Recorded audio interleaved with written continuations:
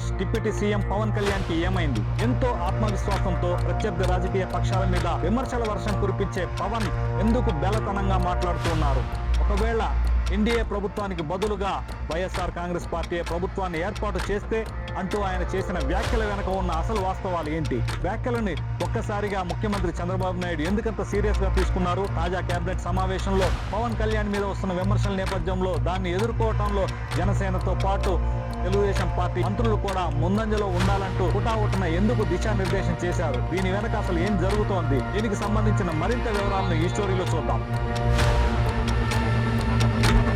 ఒక సైన్యం యుద్ధానికి వెళ్లే ముందు సేనాధిపతి ధైర్యంగా ఉంటేనే సైనికులు ప్రాణాలకు తెగించి పోరాడతారు. కానీ మనం గెలుస్తామో లేదో అని స్వయంగా ఆ సేనాధిపతే పదే పదే చెబితే ఆ సైన్యం పరిస్థితి ఏంటి? సరిగ్గా ఇప్పుడు జనసేన పార్టీలో జనసేన సైనికుల్లో ఇదే గందరగోళం నెలకొంది. ఎప్పుడూ అత్యంత ఆత్మవిశ్వాసంతో మాట్లాడే పవన్ కళ్యాణ్ వైఖరిలో అకస్మాత్తుగా మార్పు రావడం క్యాడర్ని తీవ్ర విస్మయానికి గురిచేస్తోంది. పార్టీ కోసం అహర్నిశలు కష్టపడిన కార్యకర్తలకు, వీర మహిళలకు తమ నాయకుడి తాజా వ్యాఖ్యలు మింగుడు పడటం లేదు.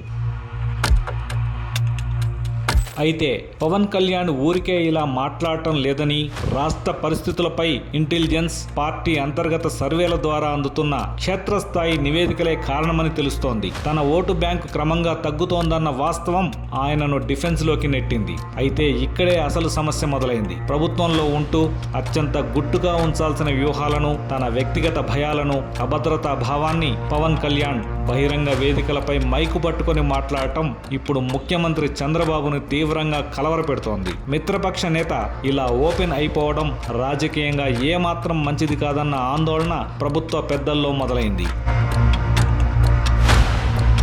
జనసేనకు వెన్నుముక ఎవరు అనంటే నిస్సందేహంగా కాపు సామాజిక వర్గమే. గత ఎన్నికల్లో ఆ వర్గం గుంపగుత్తగా కూటమికి ఓట్లు వేసి అండగా నిలబడింది. కానీ ఇప్పుడు ఆ వర్గం పార్టీకి క్రమంగా దూరమవుతోందనే సంకేతాలు పవన్ కళ్యాణ్ ను కలవరపెడుతున్నాయి. ప్రభుత్వం ఏర్పడిన తర్వాత తమకు ఆశించిన స్థాయిలో ప్రాధాన్యత దక్కలేదని ఆ పార్టీలో లోపాయికారిగా అసంతృప్తి రగులుతోంది. ద్వితీయ శ్రేణి నాయకులు సైతం ఈ విషయాన్ని బహిరంగంగానే చర్చించుకుండటం, ఆ విషయం పవన్ దృష్టికి వెళ్లడం ఆయన కలవరపాటుకు గురైనట్లుగా తెలుస్తోంది.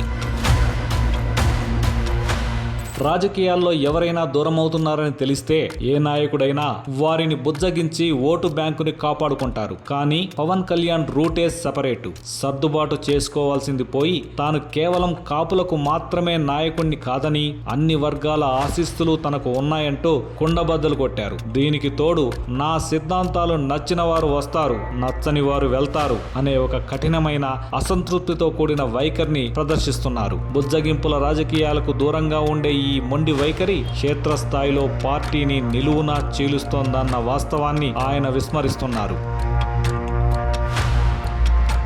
ఆధునిక రాజకీయాలు అంటేనే లెక్కలు, వ్యూహాలు. కానీ జనసేనాని రాజకీయాలను సైతం ఒక తాత్విక కోణంలో చూస్తున్నారు. జరగాల్సింది జరక్క మానదు, మనం చేయాల్సింది చేసుకుంటూ పోవడమే అనే ఒక కర్మ సిద్ధాంతాన్ని పాలిటిక్స్ కి ఆపాదిస్తున్నారు. ఈ కర్మయోగి ధోరణి ఆయన ఉన్నతమైన వ్యక్తిత్వాన్ని చాటి చెప్పవచ్చుగాక, కానీ ఓట్లను బ్యాలెట్ బాక్సుల్లో పడేలా చేసే కఠినమైన పొలిటికల్ గ్రౌండ్ లో ఈ ఫిలాసఫీలు ఏమాత్రం పనికిరావని సీనియర్ రాజకీయ విశ్లేషకులు అంటున్నారు.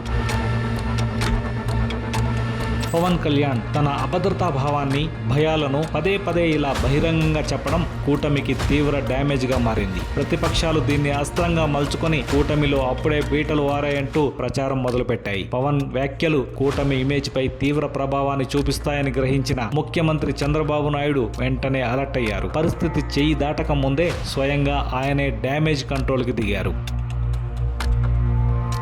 ఈ డ్యామేజ్ కంట్రోల్లో భాగంగా తాజాగా జరిగిన కేబినెట్ భేటీలో సీఎం చంద్రబాబు మంత్రులకు కీలక దిశానిర్దేశం చేశారు. పవన్ కళ్యాణ్ లక్ష్యంగా జరుగుతున్న విమర్శలపై ఆయన తీవ్రంగా స్పందించారు. పవన్ కళ్యాణ్ కు మనమంతా అండగా ఉండాలని ఆయన మంత్రులకు స్పష్టమైన సూచనలు చేశారు. ప్రతిపక్ష పార్టీల నుంచి పవన్ ని టార్గెట్ చేస్తూ వచ్చే ప్రతి విమర్శను ఇకపై టీడీపీ మంత్రులు కూడా బలంగా కౌంటర్ చేయాలని, మిత్రపక్ష నేతను ఒంటరిని చేయకూడదంటూ బాబు ఖరాఖండిగా చెప్పారు.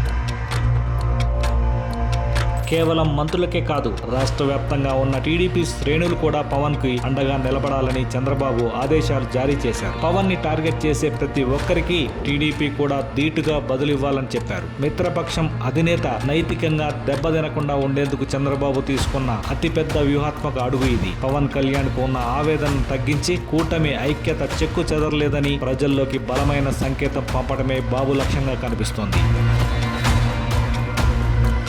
ఇంకో విషయం ఏమిటంటే, సార్వత్రిక ఎన్నికలకు ఇంకా 3 ఏళ్ల సుదీర్ఘ సమయం ఉంది. ఒక ప్రభుత్వంపై ప్రజా తీర్పు ఎలా ఉండబోతోంది అనే అంచనా వేయటానికి ఇది చాలా ముందస్తు సమయం. కాబట్టి కేవలం అనుమానాలతో ఆగిపోకుండా చేతిలో ఉన్న అధికారంతో కూటమిలోని సానుకూలతలను వాడుకుంటూ జనసేన పునాదులను పవన్ బలోపేతం చేసుకోవాల్సి ఉంది. చంద్రబాబు అండదండలతో పవన్ తన ఫిలాసఫికల్ రూట్ ను పక్కన పెట్టి పక్కా రాజకీయ నాయకుల్లా దూసుకుపోతారా, లేక తన తాత్విక ధోరణితోనే పయనిస్తారా అనేది రాబోయే రోజుల్లో తేలనుంది. ఇది ఇవాల్టి ప్రత్యేక కథనం.